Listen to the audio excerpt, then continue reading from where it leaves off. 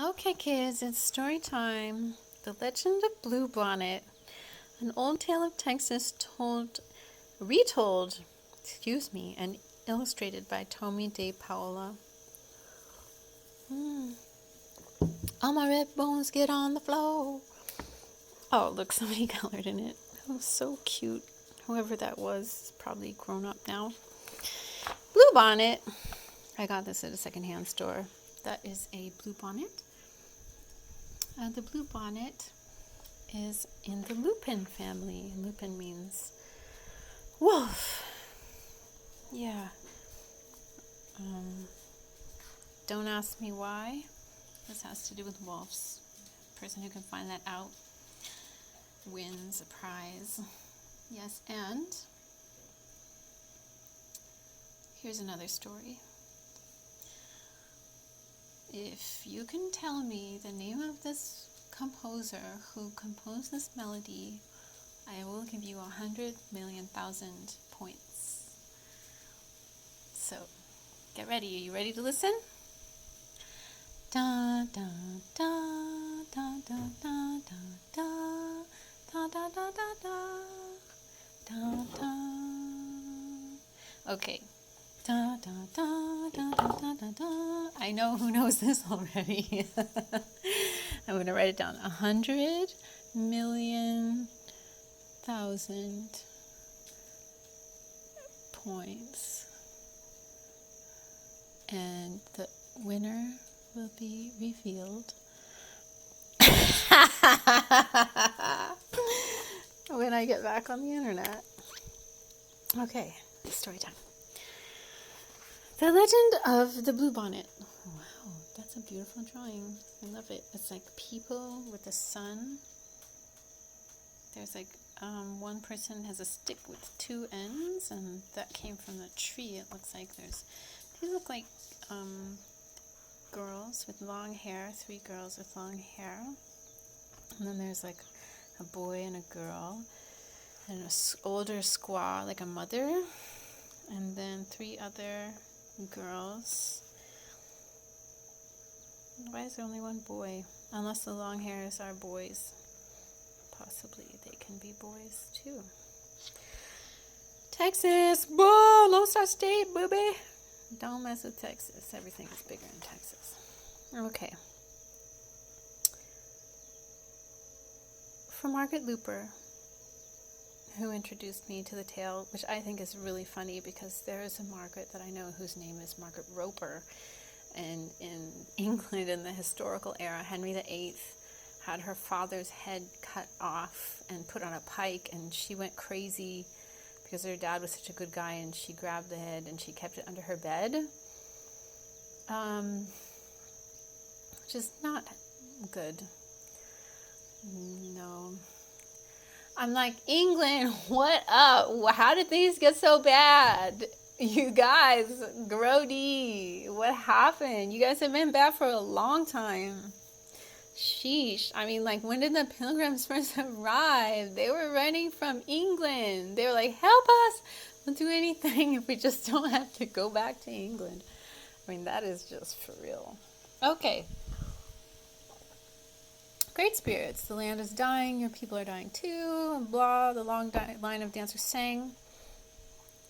Tell us, what have we done to anger you? End this drought. Save your people. Tell us what we must do so you will send the rain that will bring back life. Who's this with a stick? And then there's like a stick, and then there's this thing with the... what's that now? For 3 days, the dancers danced to the sound of drum. Oh, wait. Now there's 2 people holding sticks. That's interesting. And braids and long hair, and braids and long hair. And for 3 days, the people called Comanche waited and waited. Even though the hard winter was over, no healing rains came.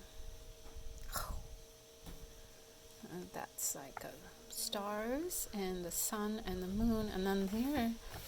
This is like a heraldry. I wonder when they learned to do that. So, then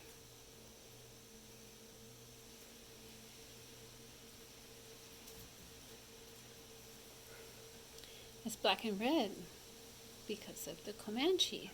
Comanche were warriors, fighters. Oh, the girls sit there sadly looking at this heraldry.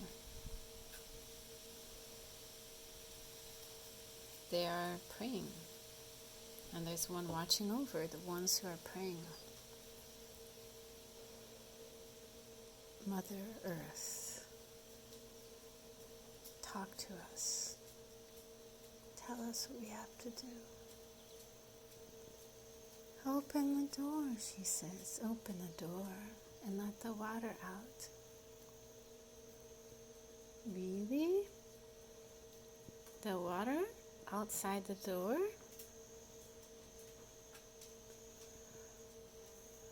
Oh.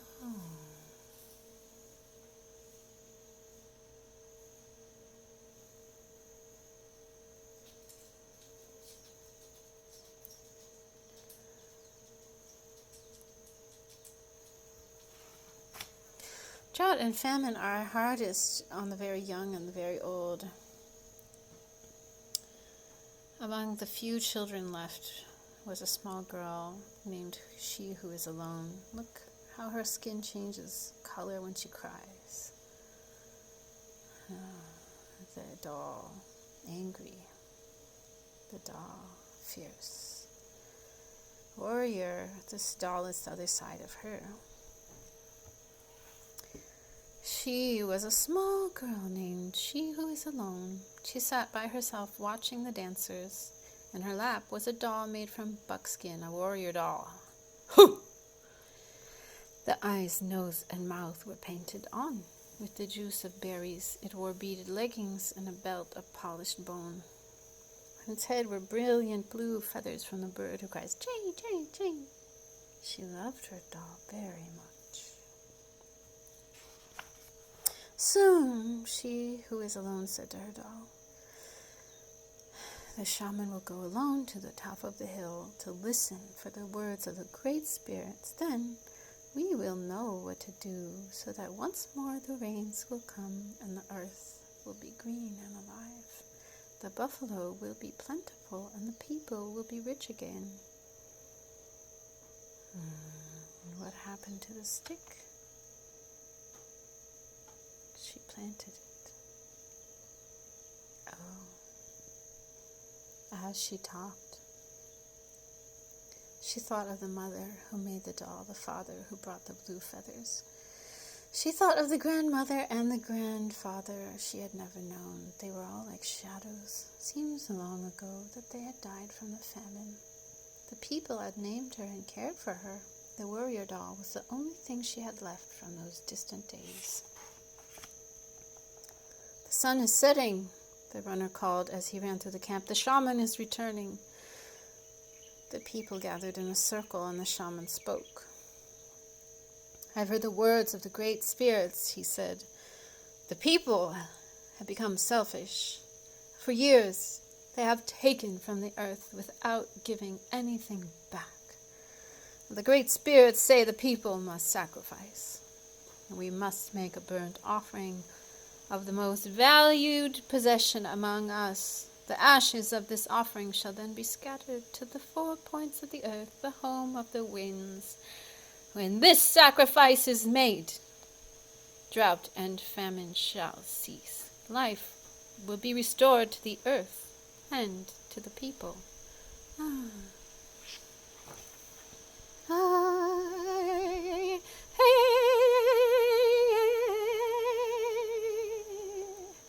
The people sang a song of thanks to the great spirits for telling them what they must do.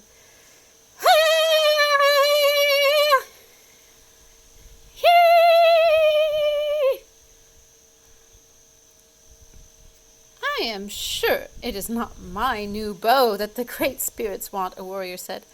Or my special blanket, a woman added, as everyone went to their teepees to talk and think over what the great spirits had asked.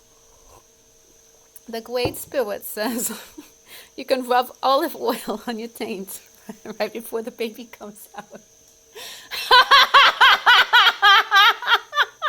No, just kidding. Oh my God, Where did that come from? Oh my God, that movie is so relevant. Okay.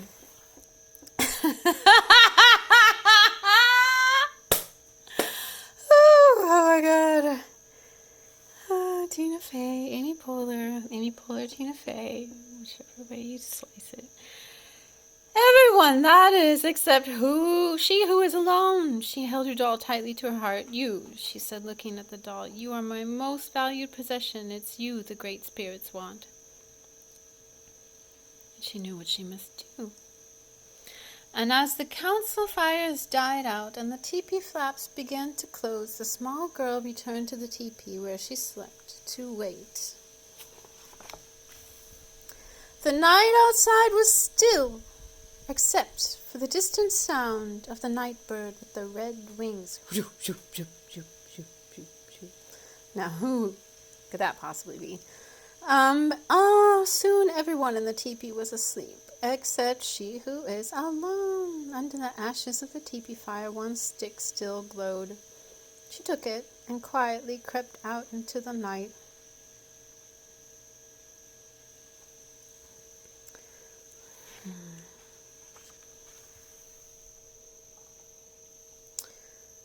She ran to the place on the hill where the great spirits had spoken to the shaman. Stars filled the sky, but there was no moon. "Oh, great spirits," she who was alone said, "here is my warrior doll. It is the only thing I have from my family who died in this famine. It is my most valued possession. Please accept it." Then, gathering twigs, she started a fire with the glowing fire stick. The small girl watched as the twigs began to catch and burn. A wind blew up. She thought of her grandmother and grandfather, her mother and father, and all the people, their suffering, their hunger. And before she could change her mind, she thrust the doll into the fire. She watched until the flames died down. And the ashes had grown cold. Then, scooping up a handful, she who is alone scattered the ashes to the home of the winds, the north and the east, the south and the west. And there she fell asleep until the first light of the morning sun woke her.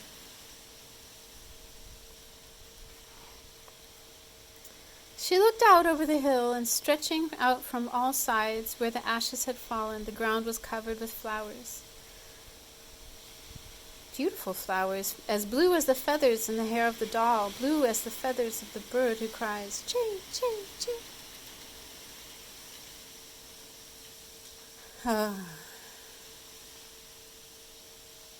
When the people came out of their teepees, they could scarcely believe their eyes.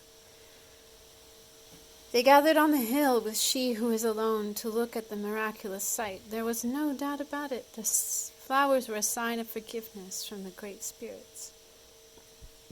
And as the people sang and danced their thanks to the great spirits, a warm rain began to fall. And the land began to live again. And from that day on, the little girl was known by another name, one who dearly loved her people. And every spring, the great spirits remember the sacrifice of a little girl and fill the hills and valleys of the land now called Texas with beautiful blue flowers, even to this very day. How beautiful. This is a little story about the lupin. The lupin, buffalo clover, wolf flower, and el conejo, the rabbit, but its most familiar name, Bluebonnet, probably began when the white settlers moved to Texas. The lovely blue flowers they saw growing wild were thought to resemble the bonnets worn by many of the women to shield them from the hot Texas sun. The suggestion to do a book for children on the origin of the Texas state flower came to me from Margaret Looper. a reading consultant in Huntsville, Texas. Did you guys know that there are reading consultants in the world? Listen up, because I'm like a reading consultant. Gathering folktale material is always interesting, but more so when the suggestion to look at a tale comes from a friend. Margaret sent me a copy, and I cannot thank her enough, for I was immediately drawn to it. Then, with tireless effort, Margaret kept me supplied with as many versions as she could locate, and during one long New Hampshire winter, my mailbox was filled with information and pictures of that lovely spring wildflower. Margaret also helped me find out about the Comanche people, especially details about their early life in Texas before it became impossible for these brave people to share the land with settlers, and they were expelled or had to flee. When doing a book based on a legend involving real people, it becomes a drive to find out as much as possible about their customs and way of life in an effort to portray as accurate and full a picture as possible. In this search, one comes upon information that fascinates. One point especially interesting to me is that the Comanche people did not have a concept of a god or a great spirit. They worshipped many spirits equally, and each one represented a special skill or trait.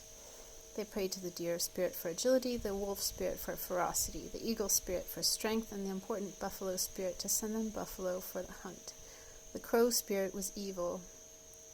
Therefore, in my retelling, the people pray to the great spirits collectively.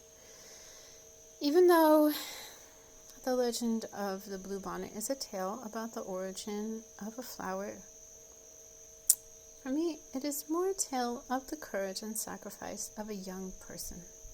She who is alone's act of thrusting her beloved doll into the fire to save her people represents the decisive sort of action that many young people are capable of, the kind of selfless action that creates miracles. Tomie De Paola.